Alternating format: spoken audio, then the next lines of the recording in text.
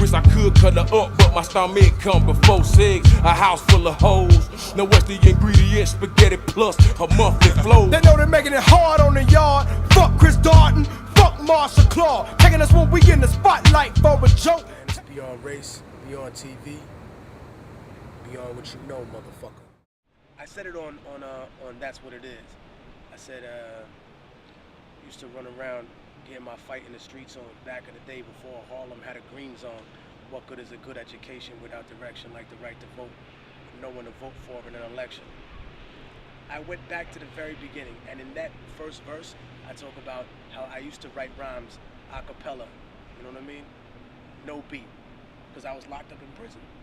So how the fuck was I gonna get any of that written down? I mean, it wasn't like I could be like, yo, CO, you know what I mean? I wanna go to the studio right now, you know?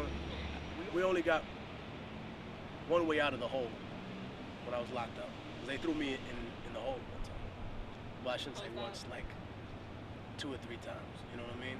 Took me away and told me that I wasn't going home, and they was like, you know, you only get to leave your cell, you know, once a week. You're supposed to leave like 15 minutes a day, but come on, man. Them niggas is like, fuck you. So basically it's about a little area, about this big. I never left there. The only time I ever got to leave was when you went for church, and then you had to hear the preacher from the area talk about how all other religions were sinful, how, you know, people who worshiped the Buddha or anybody who was worshiping Allah was immediately going to hell.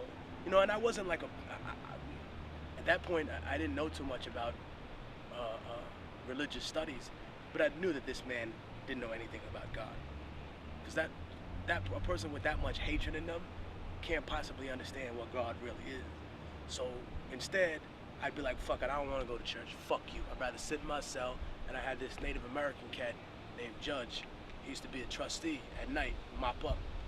So he would just slide a piece of paper underneath in that little slit where you're supposed to get your food. Boom.